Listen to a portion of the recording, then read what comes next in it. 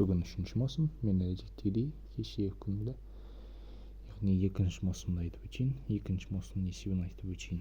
2-ші маусым қызықты күн болды. Мен ерте ояндым, бір жерлерге бардым, көптеген шақырым жаяу жүрдім, көптеген адамдар кездестірдім, және белгілі бір жағдайларда сценарийді бұздым деп айтсам болады. Жалпы сценарийді бұзу дегеніміз не, соны айтып өтейін.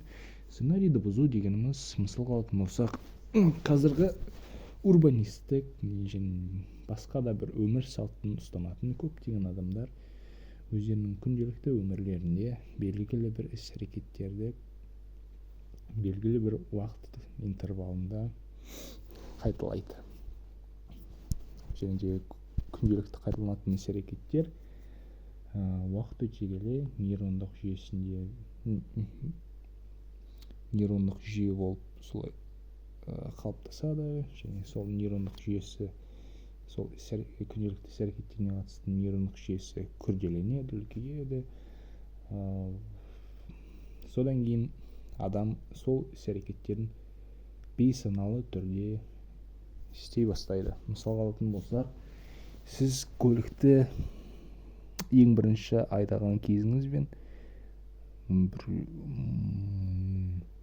180 мың шақырым жолды өткеннен кейінгі сіздің сол көлік айдауға деген ойыңыз, көлік айдау әдісіңіз, жалпы көлік айдауыңыздың айдау кезіндегі қалыптасатын бір сезімдер, ол әрине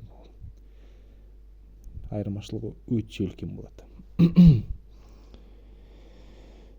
Дәл сол секілді адамдар күнделікті бір іс-әрекеттерін жылдар бойы істеуі мүмкін, және де бұл өзіндік сценарий кейпінде қалыптасып кетеді. Және адам кішкене саналы болса, өмірін өзгерткісі келсе,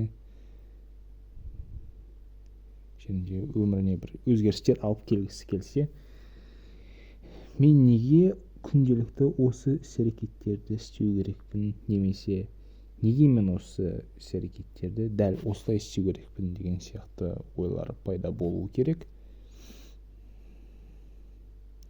Бірақ та көп жағдайда осы іс-әрекеттерге қатысты нейрондық жүйелерінің тым күрделеніп кеткен соншалықты адамдар бұндай сұрақты да қоймайды. Себебі бұндай сұрақты қоюдың өзі ол біртүрлі болып көрінеді, себебі солай болу керек деп есептей бастайды. Бірақ та егер де мен енді былай істемеймін, басқаша істеймін деген ойла келетін жағдай болса, онда адам осы қалыптасып кеткен өміріндегі сценарийін саналы түрде бұзды деп айтсақ болады. Және де менің өмірлік тәжірибеме сәйкес осы сценарийді бұзу көптеген қызықты нәтижелерге алып келеді. Сіз күтпеген жерден бір қызықты адамдар кездестіресіз, ол адамдар сізге бір қызықты заттар айтады. Және де бір өміріңде сценарийді бұзбаған жағдайда мүлдем болмайтын бір жағдайлар орын алады. Егер сіз мені түсінген болсаңыз, сценарийді бұзуды өзіңіздің өміріңізде қолданып көрсеңіз болады. Мысалға, күнделікті бір жерге баратын болсаңдар, неге сол жерге баратын маршрутты өзгертіп көрмеске, немесе күнделікті тағы да бір күнделікті істейтін бір әдеттеріңіз болса, неге ол әдеттерді басқаша бір жолдармен, тәсілдермен істеп көрмеске. Мүмкін бұл да сізге бір жаңа бір ойлар, жаңа бір өмірлік тәжірибе беретін шығар. Мен оны білмеймін, бірақ та маған